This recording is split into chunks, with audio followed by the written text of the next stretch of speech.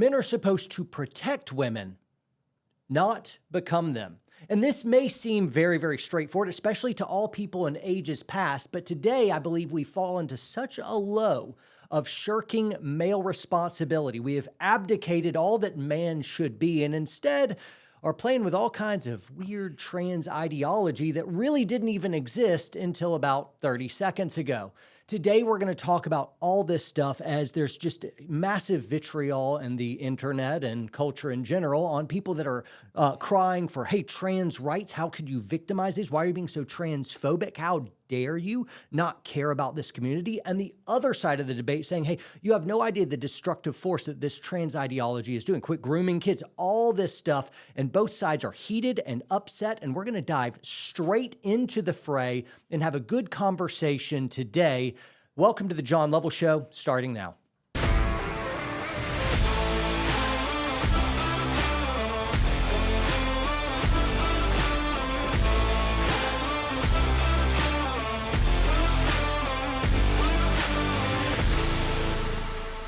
All right, and welcome back. Do you guys find yourself like dancing to that intro? That was straight fire. Yeah. Sometimes I'll hum it when we're not on the show. I'm just like, it's in my head. I'm like, what is that song? When I hear it, it's just kind of like a fist pumping good time of like, I want to rock out during that thing. It's great. And look, because we're having fun already, let's just go right into it. We're going to hit this from the top. It is the Shameless Plug. Shameless plug. I knew you would do the music thing. He did. He's got a new toy. He's got a new toy, so he's hitting those buttons. What's the shameless plug? So today's shameless plug is the Warrior Poet Society polo. It is backed by popular demand. Our model John Lovell is wearing the cool gray version. It's a light, breathable polo designed for everyday wear. This peak polo is a silky, soft for lived-in comfort with traditional good looks and our signature WPS Shield logo. Find it now at Warrior Poet Supply Co. Well, I'm going to go buy one right now. That's fantastic. That was pretty good. John, can we pause the show? Can you pop your collar for me? Just so we can see that? Pop it. Fonzie style. I got a mic and I don't want to do that. You bet you're gooning it. It's good like that. You know what I love about shirts is it keeps you from being naked from the waist up. You know, They serve their purpose well. They really do. Fantastic. All right, let's jump in. Guys, there's a YouTube channel. I think it's the biggest YouTube channel on the planet, and that's Mr. Beast's YouTube channel. 146 million followers, so slightly more than what we have. Way to go, Mr. Beast. But anyway, there's a co-star. His name is Chris Tyson, who's recently gone trans. He's been taking hormone replacement therapy drugs. He is married, now separated from his wife, and he's got a little boy.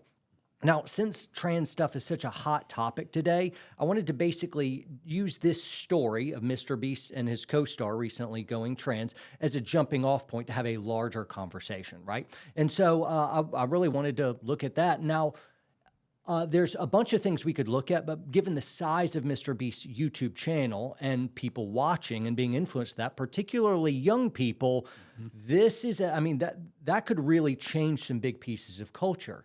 And so I wanted to jump into that. Yeah, well, and my first question on it is, you know, it's one of his friends, it's one of the other characters on the show that's transitioning. If you were Mr. Beast, John, how would you respond to something like this? Probably different than you would respond to somebody on like Twitter, where it's kind of like, gotcha, see my point beats your point. When you're face to face with a longtime friend, I think the very first reaction is to have a degree of compassion of like, okay, all right. Something massive is shifting of like my friend as I knew them is now, completely diametrically changing an identity. You were a dude and now all of a sudden you're not. And that's going to have some humongous implications for their life, also for their family, which is a big deal and I want to talk about a lot. And also of like, hey, how's that change the dynamic of the show and work? And so my first proclivity is soft spirit. I want to be compassionate. This is a friend. But I also know something about friendship, and that friendship isn't just saying, well, great, and say whatever you want. That's not a real friend. And I think a lot of our culture today has lost track of what true friendship is. Friendship is loving and caring for someone. It's not just telling them whatever they want to hear. And so for my part, I know that a man cannot change into a woman. You can't change races. You can't change ages. So you can't, for instance, be a dude and then decide you are a little girl, even if you get tremendous money through ad sponsorships. Dylan Mulvaney, Mulvaney or Mulvaney. I'm kind of I glad think I it's don't. Mulaney. Anyway, you can't just all of a sudden decide to be a little girl and that be a meaningful thing. You can't change your gender. Now, psychologists knew this for ages. It's called gender dysphoria, and it was a mental illness. We knew that. And like 10 years ago, all the people that are like, yay, trans, how dare you come out against this, you transphobe, you bigot, whatever, you Christo-fascist. I've been getting that one a lot lately of like, how dare you come out. 10 years ago, this wasn't even a debate. Everyone agreed, yeah, men and women. And it's startling to me that we could get to this point this fast. But hey, like my friend is struggling with a mental illness. And my part as a friend here, showing compassion also doesn't jettison truth because I really do care about my friends and say, if my friend had anorexia, right? And they're like, I'm just too fat. And I'm looking at them and they're like all emaciated with sunken in ribs, like a Holocaust patient. I wouldn't say, yeah, you should probably lay off, lose some LBs. Absolute, whatever you say. Yeah, that's a hateful thing for you to do. And so in the same way of like, yeah, just change your gender right on. Of like, you need to hit them with some hard truth. Friends don't let their friends drive drunk. Meaning of like, you're my friend. I see you hammered drunk and you're about to get in your car. I'm going to take your keys from you and you're going to be very upset. You might punch me in the nose over it. And then I'm going to do some non-breaking bones jiu-jitsu on you to subdue you. You're probably drunk and kind of limp fish anyway. So I'm going to win that bout, but I'm not going to give you your keys because I'm your friend. I refuse to allow you to hurt yourself. And that is a loving thing to do. Now, I think culture thinks friendship means don't contradict anyone and let them just do whatever you want. But I'm particularly upset here. So returning to the question of like, here, I'm Mr. Beast. Here's Chris. I love you. I recognize you're dealing with some issue that's a really big thing, and it's going to take some time to be able to work through. I know my part in friendship is I'm not going to let you destroy your life. And I'm like, yeah, sure, cut off all your genitals. Yeah, what could go wrong? Change your makeup. Leave your wife because Chris is now separated from his wife, and my heart immediately goes out to, what about her? Right. They said wedding vows, right? They promised this man and this woman, chose each other as a man chose the woman chose Chris as he was. And they promised to love each other selflessly in sickness and health and, till death do they part. And so that was a promise that they made. And she didn't sign up for all of a sudden, you're going to become a chick. And so you have lied to that bride and you've put your own desire to cosplay femininity over the family of like, what chance does that kid have? Do we have pictures of the, wife and kids there? Wife and kid there. And so you can see of like, my wife looked at this picture yesterday and she's like, oh my God, it's a normal looking guy, and holy cow, she's cute. And look at that little kid. And she just couldn't believe it. Like, how could Chris go from this into what he looks like now? Do you have like a before after pic? There it is. So, anyway, of like, holy cow, this is dramatically changing how this person looks. That's not okay. I love what you said there, John. You started off with compassion, and you touched on it a little bit. I think the redefinition of words that is occurring with our current society where we change what everything means. So a true friend today means I'm affirming you and supporting you in everything that you say, even if it's not healthy for you.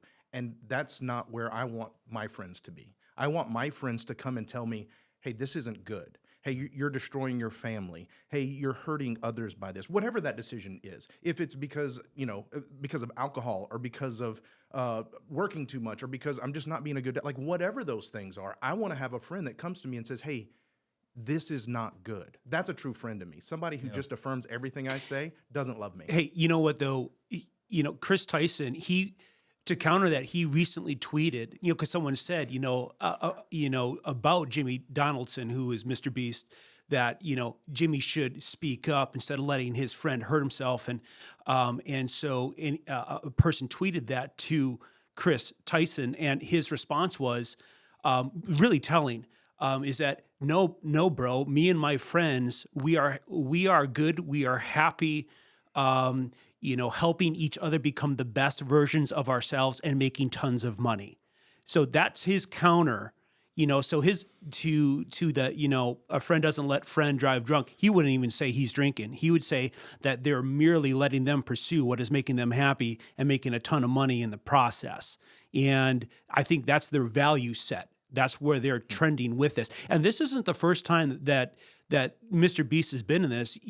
Some people are calling this the Oscar effect. And so what they're referencing here, this is Rolling Stone. This is or the Carl effect. Carl Jacobs was a cameraman that got promoted to being one of the on-screen talents. Has been a regular feature of the show since about 2020.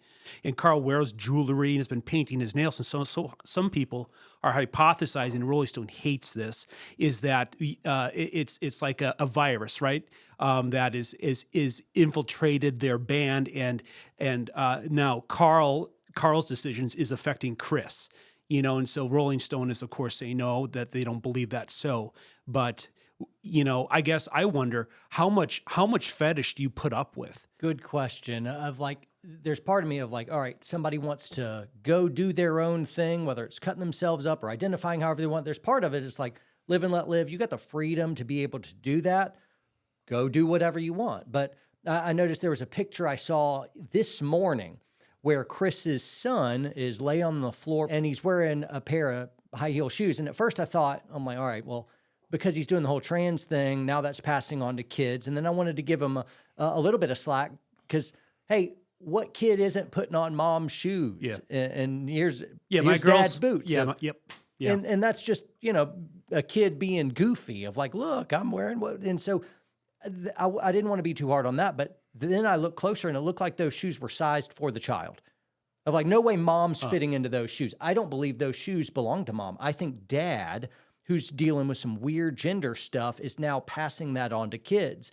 And you notice all the trans folks, not all, but many of the trans folks seem to be going after our kids with Kids Story Hour. And then they're literally doing striptease drag shows, doing horrible pornographic stuff that would not be allowed in many places in society. All ages. So I'm like, that's like an 18 plus event. But all of a sudden, because it's a dude dressed up with a girl, now he can be nearly naked and literally flash kids, and it's okay. Of that, this has horrible damaging effects. And I don't know what it is, why trans people are so after our kids. They want to indoctrinate, they want to read to, and it just looks like perversion. What is it about whatever they're doing that they need to have kids at these shows? Have you asked yourself that? Why do these grown men who are dressing like women need to have kids at their shows or asking for kids to be there? What in the world is going on in their brains and hearts that is seems to be almost a central pillar of what they're hoping to have happen? Just throwing that out there, right? Yeah. Another thing that factors into this is, here's Chris, was a dude. He was part of the bro team, the bro squad or whatever, all kind of guys hanging out. And now he is trying to become a her or whatever pronoun, whatever. Just not a dude, clearly. How is that going to affect Chris himself? And I get that there's a lot of people out there affirming and saying, hey, rock on. But let's say when, you've been out for a couple years and you've been doing the hormone replacement therapy for a while, there's so many trans folks that have horrible, horrible regrets about mutilation and hormone, and you can't go back from it. And that's part of the lie is if you change your mind later, you're good to go. No, you're doing irreparable harm to your body. And the difficulty here is Chris had a place in the bro team. He was a guy among guys, and we relate to that. And now he's trying to become a girl. And is he going to really find true, deep friendships and real acceptance within the girls? Because he's not going to find it within the dudes. Now, they can give lip service, but practically speaking, there's going to be some caught in between two genders and not really integrated. Now, maybe everyone accepts you, but you're just not getting the real invites, of the dudes are kind of I don't know how you're looking at me, and I like you, you're cool, bro, but I don't really want you around my children. And so I'm not going to invite you to the family barbecue of you can't just come over and be around my wife or whatever. There's some trust issues. Girls are changing and they're supposed to be well, this guy has male genitalia and watching me it causes some isolation. I was thinking in the military, in basic training, there were some folks that just weren't dealing well with infantry basic training. They found it very, very hard. And so when someone was deemed suicidal, they put them in these orange road guard vests to identify these people were suicidal. And I didn't think of it much at a time, but now looking back, we kind of treated them a bit like untouchables. Not that we shouldn't have. It was like, we don't know how to, you don't want to say the wrong thing or do anything. And it wasn't a conscious, like, awful distancing. It was just a natural. It's just like, I don't know how to deal with that. And I think putting on the road guard vest did something to isolate them. I don't know that that was a healthy move, because what they probably needed more than anything is acceptance from other soldiers and camaraderie. But all of a sudden, to put them in that orange road guard vest put a distance between us and them. And I'm like, the orange road guard vest, let leadership really watch them to make sure they're not hanging themselves with their shoelaces or something else like that. And so I understand the practical application of safeguarding that soldier's life, but so I don't know the answer, but sociologically, it immediately distanced them from everyone else, which is going to further the isolation, which is going to further the suicidal thoughts and tendencies. For those of you watching on YouTube or listening in on podcast, that's it for you today. The rest of the show with dad jokes, Q&A ambush, and another topic as we're going to delve into why I'm called transphobic and Christo-fascist all the time on Twitter and Instagram. And I've got some heated stuff that's a little too spicy for the YouTube and podcast algorithm. So make sure you check it out on watchwpsn.com. Use code JLSHOW and you'll be able to get a nice discount. You are welcome. But check it out, watchwpsn.com. And here is a sneak peek of what you are missing in a show, which is much longer than what you're just seeing here. Thanks so much for tuning in, guys. Here you go. And he has since gone on a journey, lost 165 pounds and 22% body fat. Celebrate that. Pistol mags, rifle mags. This compartment's like shot timer, eyes, ears. Is it me? It's you!